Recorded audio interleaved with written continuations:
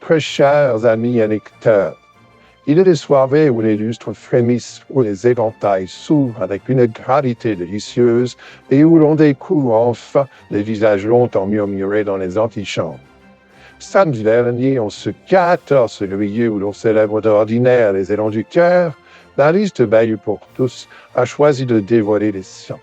Et votre chroniqueur, Primo Vent et lorgnon ajusté, ne pouvait manquer pareille entrée en scène.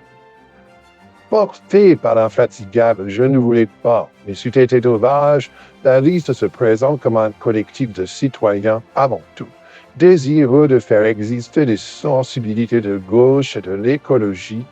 Voilà qui est dit, voilà qui est noble, voilà qui, surtout, arrive à point nommé. Car pendant que nos citoyens s'inquiètent, et ils s'inquiètent avec une constance toute normande, de la pression fiscale, du reste à vivre qui s'effiloche comme une manche mal reprise, et d'une sécurité que l'on aimerait moins théorique et plus tangible, l'on nous parle de mobilité douce. De vélo, très chers amis. Quand certains comptent les centimes à la fin du mois, d'autres comptent les kilomètres de pistes cyclables. Votre chroniqueur ne saurait nier l'élégance d'un deux roues filant au soleil couchant, mais il se demande avec la candeur femme tissée aux observateurs avisés, la bicyclette est-elle le remède universel à l'angoisse fiscale, à la précarité grandissante et aux nuits agitées? À quand le tandem pour résoudre la question du pouvoir d'achat? La liste Bayeux pour tous se veut diverse, intergénérationnelle, engagée. Elle aligne 17 hommes et 17 femmes âgés de 21 à 85 ans. Une moyenne d'âge de 61 ans, chiffre aussi tout tempéré par l'assurance que, si l'on ne considère que les 15 premiers noms, elle baisse de 10 ans. Voilà une arithmétique électorale pleine de poésie. Selon l'angle choisi, le temps semble suspendre son œuvre. 2 tiers de retraités ou presque, ce qui garantit, convenons-en, une certaine disponibilité pour les réunions de quartier et les ateliers participatifs. Et peut-être aussi une sérénité face à la réforme des retraites, dont la suspension aura, murmure-t-on, cet effet délicieux que, d'ici la fin de la campagne, nombre d'entre eux seront déjà paisiblement installés dans la quiétude des jours emprunteuses. Parmi les figures connues, on trouve une ancienne tête de liste devenue queue de liste, un candidat d'hier revenu en position d'éligibilité et quelques vétérans des campagnes passées. Les amateurs d'archives municipales pourront feuilleter 2014 et 2020 comme l'ont conçu par un album de famille, avec tendresse, parfois avec mélancolie. Quant au futur possible passeur de relais, il ne fut point repêché comme attaché parlementaire par celle qui, devenue première ministre, avait pris le chef de son député.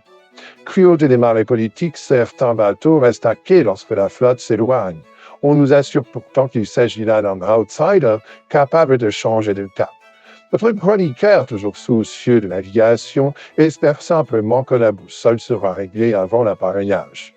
La liste proclame vouloir porter le vivre ensemble et faire vivre le débat autour d'idées jamais prioritaires. Formule admirable. Mais dans les rues de Bayeux, ce que l'on entend, ce ne sont pas seulement les débats philosophiques. Ce sont des commerçants qui redoutent la baisse de fréquentation, des familles qui scrutent leurs taxes foncières, des habitants qui aimeraient que l'on parle aussi d'ordre, de tranquillité et de clarté budgétaire. La transition écologique, la lutte contre la précarité, l'accès au logement, les mobilités douces, l'inventaire sérieux, respectable, cohérent. Après tout, pourquoi tout ne serait-il pas gratuit? Mais alors la question demeure suspendue dans l'air comme un parfum tenace, quand tout est gratuit, qui paye? Et comment préserver le reste à vivre quand la fiscalité locale pèse déjà comme un manteau d'hiver en plein mois de juillet? Notre chroniqueur esquisse un sourire en songeant à ces instruments qui donneront raison à la population de s'impliquer. Des instruments certes, mais encore faut-il que l'orchestre sache jouer à l'unisson et que le chef ne quitte pas la scène avant le troisième acte. Qu'on ne s'y trompe pas, Bayeux pour tous apporte au bal municipal une musique singulière. Elle rappelle que la gauche et l'écologie entendent exister, même lorsque d'aucuns annoncent le scrutin joué d'avance. Qui croient-ils encore eux-mêmes? M'a-t-on demandé samedi dernier sur le marché. Sur ce point, votre chroniqueur ne saurait qu'applaudir. Rien n'est jamais écrit d'avance, surtout dans les salons où les alliances se nouent derrière les rideaux. Mais à l'heure où les habitants demandent moins de slogans et plus de comptes précis, moins de déclarations d'intention et davantage de garanties sur leur quotidien, la bicyclette devra peut-être partager la scène avec le portefeuille, la fiche d'imposition et la lampe du réverbère.